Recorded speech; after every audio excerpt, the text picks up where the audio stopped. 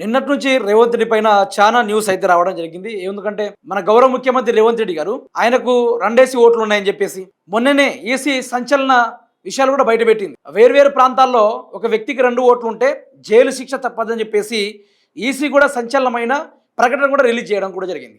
అదే విషయం తరహాలో ఇప్పుడు ఎస్ఐఆర్ ఏదైతే ఈ ఓట్ల ప్రక్రియ జరుగుతూ ఉందో, ఎవరైతే ఈ యొక్క కొత్త ఓట్లు కానీ లేకుంటే పాత ఓట్ల విషయంలో కానీ లేకుంటే దొంగ ఓట్ల విషయంలో కానీ ఒకటికి 2-3 ఓట్లు ఉండే విషయంలో కానీ ఎస్ఐఆర్ బ్రహ్మాండంగా పనిచేస్తూ ఉంది. అయితే ఇదే ఎన్నికల కమిషన్ ఏం చేసిందంటే, ఎలక్షన్ కమిషన్ ఏం చేసిందంటే, ఇందులో ఎవరైతే డబల్ ఓట్స్ ఉన్నాయో వాళ్ళకి మాత్రం ఎట్టి పరిస్థితుల్లో జైలు శిక్ష వేయాలని చెప్పేసి వాళ్ళు ఒక సంచలనమైన తీర్పునిచ్చారు. ఇవ్వడంతో ఈ మధ్య కాలంలోనే జరుగుతున్న ప్రతి ఒక్క ఊర్లలో ఈ ఎస్ఐఆర్ పైన ప్రతి ఒక్క గ్రామస్తులు ఓటర్ హక్కుదారులందరూ కలిసి వాళ్ళ ఫాములు వాళ్ళు నింపుకొని బిఎల్ఓకి అప్పచెప్పే కార్యక్రమాలు జరుగుతూ ఉంది. అందులో ముఖ్యమంత్రి నుంచి మొదలు పెడితే సామాన్యుడి వరకు అది మొత్తం జరిగే కార్యక్రమాలు జరుగుతూ ఉన్నాయి. అందులోనూ ఈ వ్యవస్థ బయటికి వెళ్ళే టైంలో రేవంత్ రెడ్డి గారికి 2 దొంగ ఓట్లు ఉన్నాయని బయటపడిందట. ఇక చూసిర్రా, మనోడు ఓటుకు నోటు కేసులోనే సార్ గారు అడ్డంగా ఏవని ముద్దాగా దొరికిండేమో మనం అనుకుంటున్నాం కదా. కాదట, రేవంత్ రెడ్డి గారు ఓట్లు ఈ దొంగ ఓట్లు రెండుట్లా ఈయన పాత్ర కూడా ఉందట. ఈ 2 ఓట్లు ఉన్నాయి కదా, ఇట్లాంటి వ్యవహారాల్లో ఈయన కూడా ఉన్నాడు. వేరే వేరే రాష్ట్రాల్లో వేరే వేరే జిల్లాలో వస్తున్న వార్తాపరంగా పక్కన పెడదాం. ఓ ముఖ్యమంత్రి హోదాలో ఉండడానికి 2 ఓట్లు ఎట్లుంటాయి? ఏ లెక్కన ఉంటాయి? ముఖ్యమంత్రి అనేటోడే కరెక్ట్ లేనప్పుడు, ముఖ్యమంత్రి అనేటప్పటికే ఒక్క ఓట్లు లేకుండా 2 ఓట్లు ఉన్నప్పుడు సామాన్యుడు చూసి ఏ నేర్చుకోవాలి, ఏ లెక్కన ఏ నేర్చుకోవాలనేది ఇక్కడ చాలా వరకు డౌట్లు వస్తూ ఉన్నాయి. అయితే సీఎం రేవంత్ రెడ్డికి 2 ఓట్లు అచ్చంపేట నాగర్ కర్నూలు పార్లమెంట్లో మరియు కొడంగల్ మహబూబ్ నగర్ పార్లమెంట్ నియోజకవర్గంలో ఒకే ఎపిక్ TES 0274035 నంబర్తో 2 ఓట్లు కలిగి ఉన్న రేవంత్ రెడ్డి చూసిర్రా, ఇటు నాగర్ కర్నూల్ పార్లమెంట్ లో ఒక ఓటు హక్కు ఉందట, అదేవిధంగా మహబూబ్ నగర్ డిస్ట్రిక్ట్ లో కూడా ఒక ఓటు హక్కు ఉందట. అయితే 2 చోట్ల ఒకే వ్యక్తికి ఓటు ఉంటే ఏడాది జైలు శిక్ష తప్పదని ఇటీవల ప్రకటించిన ఈసీ పలు చోట్ల ఓటు హక్కు ఉన్నందుకు ఇటీవల నటుడు ప్రకాష్ రాజ్ కు నాన్ బెయిలబుల్ వారెంట్ జారీ చేసిన బెంగళూరు కోర్టు మనం చూసాం. ప్రకాష్ రాజ్ గారి యొక్క విషయంలో కూడా ప్రకాష్ రాజ్ గారు కూడా సేమ్ ఇదే విధంగా ఉంటే నాన్ బెయిలబుల్ వారెంట్ జారీ చేసిన ఏది Bengaluru court non bailable warrant జారీ చేసింది. మరి ఒకే ఏపిక్ నెంబర్తో 2 ఓట్లు కలిగి ఉండడం గమనార్హం అని చెప్పేసి చాలా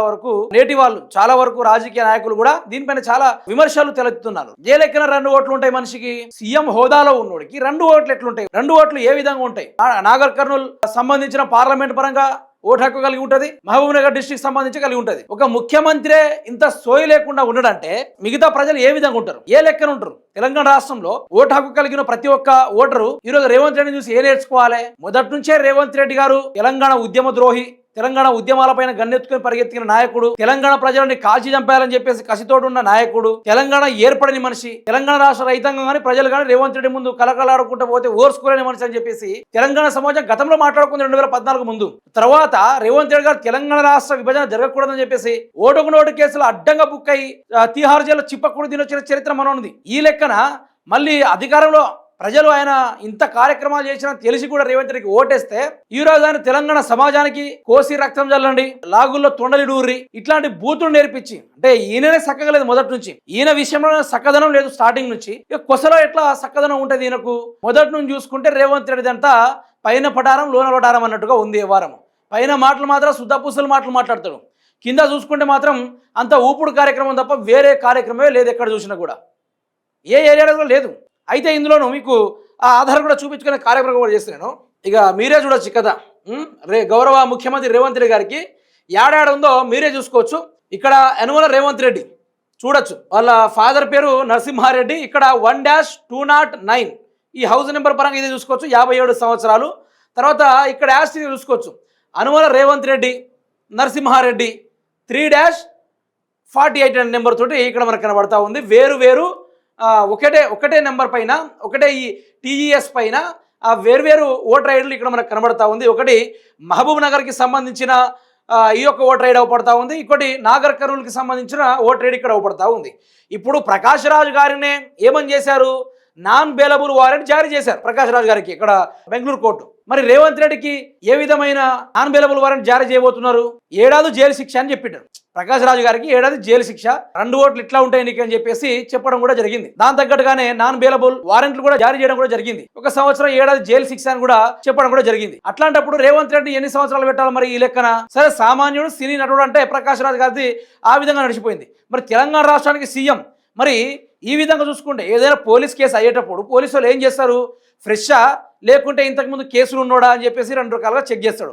మరి మన గౌరవ ముఖ్యమంత్రి రేవంత్ రెడ్డి గారికి ఏ లెక్కను చెక్ చేస్తారు? ఒక లెక్కను చూసుకుంటే కేంద్రం చెప్పిన విషయంగానే, కేంద్రం పెట్టిన తెలంగాణ భారతదేశంలో ఇన్ని రాష్ట్రాల్లో ఏ సీఎం పైన ఎక్కువ క్రిమినల్ కేసులు నమోదయ్యాయని చెప్పేసి ఆ మధ్యలో ఈ యొక్క పార్లమెంట్లో దీనిపైన చర్చలు జరిగితే రేవంత్ రెడ్డి భారతదేశంలో #1 గోల్డ్ మెడల్ స్థానంలో వెళ్ళిండు. 87 కేసులతోటి క్రిమినల్ కేసులు ఉన్నాయని చెప్పేసి అదే పార్లమెంట్ సాక్షిగా బల్ల గుద్ది చెప్పారు. అందులో 76 క్రిమినల్ కేసులు ఎట్లా ఉన్నాయో అవన్నీ నాన్ బెయిలబుల్ సీరియస్ కేసెస్ అయితే 76 కేసులు ఉన్నాయని చెప్పేసి వచ్చినాయి. మరి రేవంత్ రెడ్డి గారికి ఓ సీఎం హోదాలో ఉండి మరి 2 ఓట్లు ఉండుంటే మరి ఈయన కూడా చెప్పాలి కదా, నాకు నాగర్ కర్నూలు డిస్టిక్లో ఒక ఓటు ఉంది, మహబూబ్ నగర్ డిస్టిక్లో ఒక ఓటు ఉందని చెప్పేసి తేల్చి చెప్పాలి కదా. అట్లా చెప్పినప్పుడు ఏం చేయాలి మిత్రులారా? ఒక ఓటుని తొలగించే కార్యక్రమాలు చేయాలి, లేకుంటే ఇంకో ఓటుని నడిపించే కార్యక్రమాలు చేయాలి. ఈ మనిషికి ఇటుంటుంది, ఆ మనిషికి అటుంటుంది అంటే ఈడ గెలిచే ఛాన్స్ లేకుండా రాబోయే రోజున అక్కడి నుంచి పోటీ చేద్దామనే కార్యక్రమం దిశగా చూసిర్రా. జిత్తులవారి నక్క తెలుగులు ఎప్పుడన్నా మీరు సినిమాల్లోనే కథల్లోనే మీరు వినుంటారు, కానీ ఇది డైరెక్ట్ లైవ్ అని అర్థం. డైరెక్ట్ గా లైవ్, ఇది చిన్నపాటి లైవ్. ఇది రేవంత్ రెడ్డి గారిని చూసి నేర్చుకోవాలి సమాజం అంతా, రేవంత్ రెడ్డి గారిని చూసి అద్భుతంగా అర్థం చేసుకోవాలి. సో గీతీరుగా ఉంది రేవంత్ రెడ్డి యొక్క పరిపాలన. ఆయన 2 ఓట్లు, 2 లెక్కలు, 2 కథలు మనకు కనబడతా ఉన్నాయి. తెలంగాణ సమాజానికి రేవంత్ రెడ్డి చూసి ఏం నేర్చుకోవాలి? ఇటువంటి కార్యక్రమాలు జరిగి ఉంటుంటే రేవంత్ రెడ్డి ఏం చేస్తాడు? అదే సామాన్యుడు వేరే పార్టీ వాళ్ళకి ఇప్పుడు చేస్తుంటే దీని మీద ఓ దుమారం 10 రోజుల పాటు బ్రహ్మాండంగా నడిపేటోళ్ళు దీని మీద ఒక చిన్నపాటి కార్యక్రమం, వేరే పనే లేదు, పని పాట లేదు అన్నట్టు దాని సగటు సంబంధించిన కొన్ని మెయిన్ స్ట్రీమ్ మీడియాలు జోకుడు కార్యక్రమాలు మొదలు పెడుతూనే ఉంటాయి. గాతీరుగా మరి రేవంత్ రెడ్డికి 7.5 జైలు శిక్ష పడబోతుందా, 2 ఏళ్ల జైలు శిక్ష పడబోతుందా అనే దానిపైన ఈసీ ఈ రోజు నిర్ణయం తీసుకోబోతుంది. ఈసీ ఈ రోజు రేవంత్ రెడ్డి జైలు పంపే కార్యక్రమం చేస్తారా లేకుంటే ఏదైనా చేస్తారనేది ఈ రోజు సాయంత్రం వరకు క్లారిటీ తెలియ అవకాశం అయితే ఉంది.